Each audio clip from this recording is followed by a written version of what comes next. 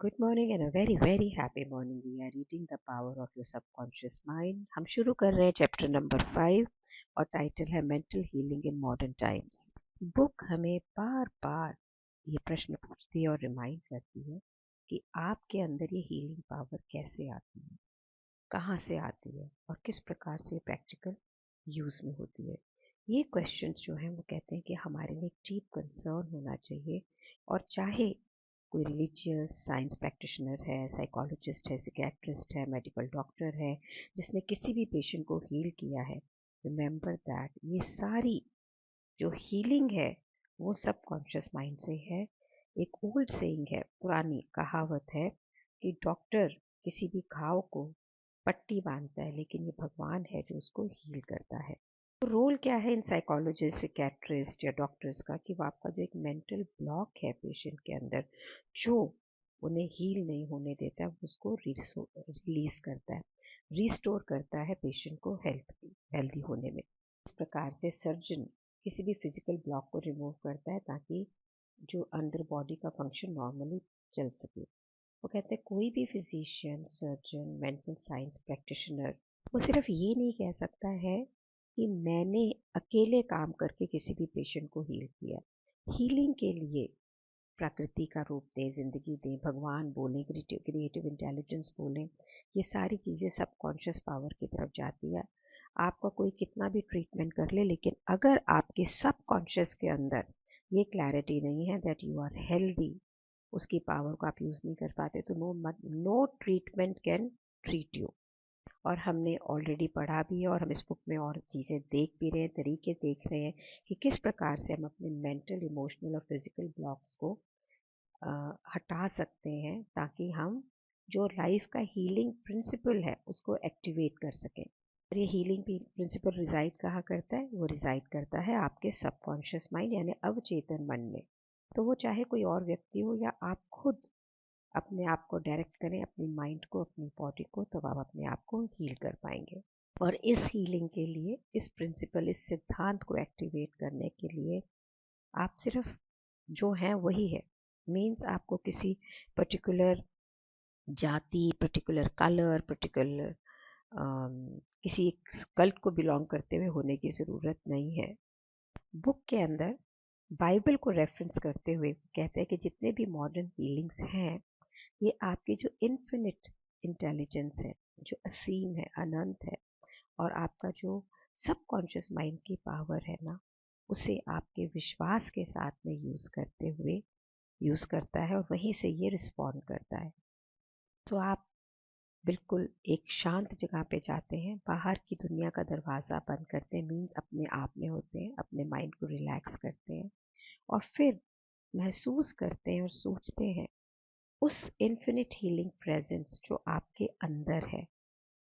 इसके लिए ज़रूरी है कि आप अपने माइंड को, जो सारा टाइम आउटसाइड डिस्ट्रैक्शंस, खचर पचर में लगा रहता है ना, उससे दूर लेके जाएं, क्वाइट हो, और फिर उस समय अपनी रिक्वेस्ट या डिज़ायर बिल्कुल पूरे चेतन होके अपने सबकॉन्शियस माइंड के साथ में काम करें, ये रियलाइज़ करते हुए, ये जानते हुए कि आपकी जो ये इंटेलिजेंस है, ये आपको आपकी स्पेसिफिक ज़रूरत के हिसाब से ज़रूर आंसर देगी।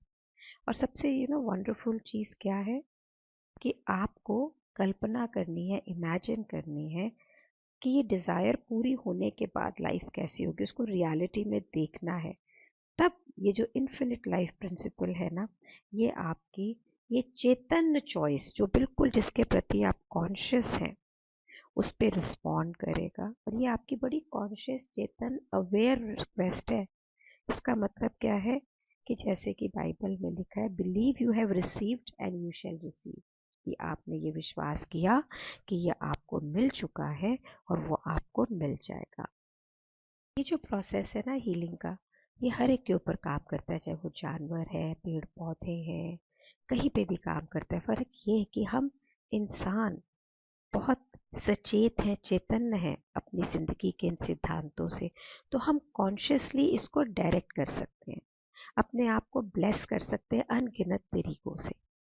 और बहुत सारी अप्रोच है, बहुत सारे तरीके हैं, मेथड है, लेकिन हीलिंग का तरीका एक ही है, और वो है आप आपका विश्वास। तो according to your faith is it done unto you, ये लाइन सब बाइबल के रेफरेंस से यहाँ लिखी गई है। तो लॉ ऑफ बिलीफ क्या है? ये जो ना हम ऊपर ऊपर से बोलते रहते हैं, पर अंदर से हमें शक होता है कि पता नहीं ये होएगा कि नहीं होगा। मैनी टाइम्स, मैं 2.5 साल 3 साल हो गए किताब पढ़ते हुए, लोग कहते हैं शालिनी मैं बिल्कुल इसको प्रैक्टिस करती हूँ, पर ये मेरी लाइफ में होता नहीं है। प्रैक्टिस नहीं करते हैं आप, ज़बरदस्ती अपने आप को भुलावा देते हैं। आपको अंदर तक इसे महसूस करना, आपको ये विश्वास होना चाहिए कि ये मेरी ज़िंदगी में हो गया है, जो भी आप चाहते हैं, then it comes from there. So believe क्या है, विश्वास क्या है, ये धारणाएं क्या है? आपके माइंड की सोच है, और यही आपके सबकॉन्शियस माइंड को पावर देती है। और ये पावर फिर आपके पूरी ज़िंदगी के हर एरिया के अंदर इफ़ेक्ट करती है, क्योंकि आपके सारे सोच के तरीके वहीं से निकलते हैं। सो आपको ये रियलाइज़ करना है कि जब बाइबल के अंदर बिलीफ, धारणाओं का रेफरेंस दिया गया है, तो यहाँ पे धारणाएं किसी धर्म, किसी सेरेमनी, किसी आकार, किसी इंस्टीट्यूट, किसी फॉर्मूला पे नहीं है। ये बात कर रहा है विश्वास जो आपके मन के अंदर है, जैसे आप अपनी ज़िंदगी को देखते हैं, जैसे आप अपने आप को देखते हैं, जैसे आपका माइंड उन धारणाओं के बेसिस पे सोचता है। फॉर एन एग्जाम्पल, अगर आपका रिलेशनशिप वर्क नहीं कर रहा और आप सोचते नहीं जी मेरा तो रिलेशनशिप वर्क कर रहा है, क्योंकि मुझे अपने आप को ये बोलना है, सबकॉन्शियस माइंड को तो ये वर्क करने लग जाएगा, लेकिन अंदर से आप उसके प्रति इमोशन नहीं जगा पा रहे हैं प्यार की, तो ये रिलेशनशिप वर्क नहीं करेगा। सो आपको ट्रेंड करना है अपने माइंड को। नेवेल गोडार्ड की बुक्स के अंदर वो बार बार लिखता है that training your mind, harnessing the power of your mind, अपनी सोच को डिसिप्लिन करना, that is what the crux is. Page number 74 पे द बुक इज सेइंग कि बहुत ही बेवकूफ़ी है ये विश्वास करना कि कोई चीज़ आपको हर्ट कर सकती है या नुकसान कर सकती है। कुछ भी आपको हर्ट और नुकसान नहीं कर सकता, ये आपकी सोच आपको हर्ट कर रही है और नुकसान कर रही है। आपकी लाइफ के जितने एक्सपीरियंस हैं, जितने एक्शंस हैं, जितने इवेंट्स हैं, जो आपके सर्कमस्टेंसेस में क्रिएट हो रहा है, जो आपके वातावरण में आ रहा है, ये आपकी सोच का रिएक्शन ही है। पता है, मैं भी अपनी टीम पूरी जैसा चाहती हूँ वैसे नहीं बना पा रही हूँ। तो मैं जब भी ये बुक आजकल मैं पढ़ रही हूँ, तो मैं सोचती हूँ कि शालिनी बहुत सारे एरियाज के अंदर ये एक्टिवेट हो रहा है, काम हो रहा है, ये एक एरिया में क्यों नहीं हो रहा? तो अब सबसे पहले मैं अपने आप को यहाँ लेकर आई हूँ कि maybe this is what is good for me and it's going to happen when it happens, और यूनिवर्स लव्स मी। तो बहुत सी चीज़ें ये भी हैं कि आपको क्या चाहिए, वो कैसे होगा, वो आपके डोमेन में नहीं है। और हम क्या करते हैं, अच्छा मैं ये कर लूँ, ये कर लूँ, ये कर लूँ तो होगा, अच्छा मैंने ये नहीं किया इसलिए नहीं होगा, और फिर मैं इमेजिन करती हूँ कि हो जाएगा। तो दो कॉन्ट्राडिक्टरी चीज़ों को सोचती हूँ।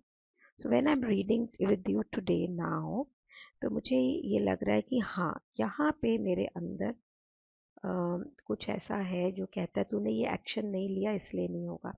So law of subconscious mind says आपको क्या चाहिए, वो आपकी अनुभूतियों के अंदर अगर आ जाता है, वो कैसे होगा, that's not in your domain. So we need to practise that. तो पेज नंबर 74 पे अब एक और टाइटल है कि जो प्रेयर थेरेपी है, ये एक कंबाइंड फंक्शन है जहाँ पे आपका कॉन्शियस एंड सबकॉन्शियस माइंड दोनों बहुत ही साइंटिफिकली, यानी प्रॉपर साइंटिफिक क्या होता है कि जिस चीज़ सच होती है, जिसको एक एक्सपेरिमेंट के थ्रू आप सच प्रूव कर चुके होते हैं, उसके तरफ डायरेक्ट करते हैं। सो प्रेयर थेरेपी जो है वो कहता है एक सिंक्रोनाइज्ड, जैसे एक म्यूजिक का पूरा एक ऑर्केस्ट्रा होता है ना, सब चीज़ें बिल्कुल एक साथ चलती हैं, हारमोनियस, एक लयता और एक इंटेलिजेंट फंक्शन है, जहाँ पे कॉन्शियस और सबकॉन्शियस माइंड जो है ये स्पेसिफिकली एक डेफिनेट पर्पस के लिए डायरेक्टेड होता है। एक साइंटिफिक प्रेयर और अ प्रेयर थेरेपी में आपको ये मालूम होना चाहिए कि आप क्या कर रहे हैं और क्यों कर रहे हैं।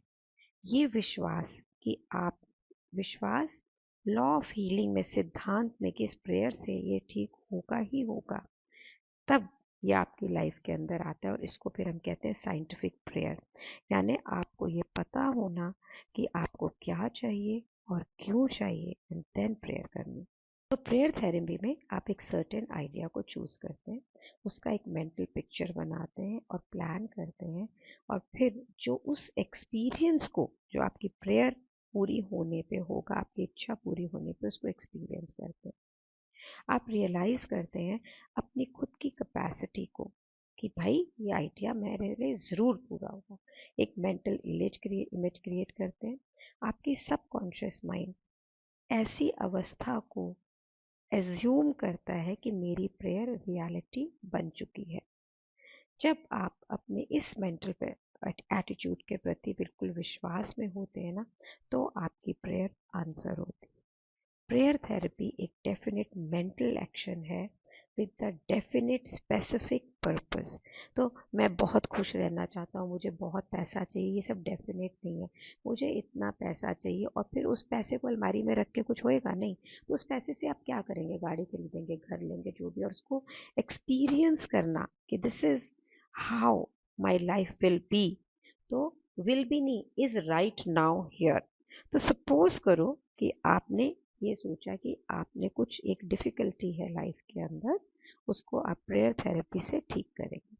अब आपको ये पता है कि आपकी प्रॉब्लम क्या है, कोई बीमारी है या जो भी है, और अब ये हो रही किसी न किसी नेगेटिव थॉट से, क्योंकि नेगेटिव थॉट आ रहा है, यहाँ से आपको डर लग रहा है और वो डर आपके सबकॉन्शियस माइंड के अंदर जा रहा है, और आप ये रियलाइज़ कर रहे हैं कि आपको इस माइंड को इस डर वाले थॉट से पहले साफ करना है, फिर आप हील होंगे। आप ये याद रखें। तो आपको हीलिंग पावर जो आपके सबकॉन्शियस माइंड में है उसको ऑन करना है, अपने आप को रिमाइंड करना है कि आपके अंदर एक इन्फिनिट पावर है, एक इंटेलिजेंस है जो सारी कंडीशंस है, कैपेसिटीज को सबको हील करती है। जब आप इस सच्चाई के साथ में रहते हैं तो आपका डर खत्म होने लग जाता है। बार बार इस सच्चाई को अपने अंदर लाना, ताकि नेगेटिव चीज़ों को बैटल करके बाहर निकालना, तो एक गलत जितने भी बिलीफ होंगे ये ख़त्म होने लग जाएंगे। उसके बाद में अभी आपको अभी से थैंक्स करने हैं, शुक्राने में रहना है, ताकि आप अपने माइंड को जो डिफ़िकल्ट सिचुएशन है उससे बाहर रख सकें। आप फील करें कि कोई आपको गाइड कर रहा है, और फिर से प्रे करें। और जिस समय आप प्रे कर रहे हैं ना, तो किसी भी नेगेटिव कंडीशन को कोई भी ताकत ना दें। किसी भी रूप के अंदर ये एडमिट ना करें कि ये हीलिंग नहीं होगी। ये जो एटीट्यूड है आपके माइंड का, एक श्योरिटी कि ये तो मेरी लाइफ में हो चुका है, कोई भी नुकसान मुझे पहुंचा ही नहीं सकता, ये तो होना ही होना है, हो रहा है। ये हारमोनियस यूनियन जो है ना, ये आपके कॉन्शियस और सबकॉन्शियस माइंड की कोई अंदर हीलिंग पावर को रिलीज करेगी। कहने का अभिप्राय क्या है? ये विश्वास कि मेरा जो भी इच्छा है या जो भी मैं चाहती हूँ, जैसे भी चाहती हूँ, whether it is health, wealth, relationship और anything, it is happening and it is happen for the best. और ये सब मेरे अंदर है। This faith will change your mental attitude, you know. मैं भी इंसान हूँ, और मैं चाहे बुक रीड करती हूँ, पर आपसे कोई डिफरेंट थोड़ी हूँ, आप जैसी हूँ बिल्कुल भी। तो अभी भी मन में थॉट आती है, और मुझे पता नहीं लगता ये सोच आती है, but then I am continuously in the space, जिसे विपाशना में कहते हैं अंतर्मुखी होके जीना। मैं अपने अंदर डिग करती हूँ कि अगर मेरा ये एरिया वर्क नहीं कर रहा है तो क्यों नहीं कर रहा है, मेरा ये एरिया वर्क नहीं कर रहा है तो क्यों नहीं कर रहा है, क्या मेरे अंदर ऐसी सोच है जो इसके लिए करा रही है, and then I work from there. Affirmations will help you, reminding yourself, put some papers around, chits लिख लो, मैसेजेस लिख लो, जो भी करो। मैजिक बुक के अंदर बहुत कुछ था, इफ़ यू रिमेंबर, है ना। तो उसके फॉर्मूले भी यूज़ कर सकते हो। आप ज़रूर से मुझे बताएं कि ये ऑडियो वीडियो आपको लाइफ में कहाँ और कैसे हेल्प कर रहे हैं, या कोई क्वेश्चन हो तो मुझसे ज़रूर पूछें। लोगों को इन वीडियोस को शेयर करें, सब्सक्राइब करें चैनल को, ताकि मैक्सिमम लोगों को पहुँचे। And thank you so much for being with me. Thank you so much for being in my life. Thank you so much.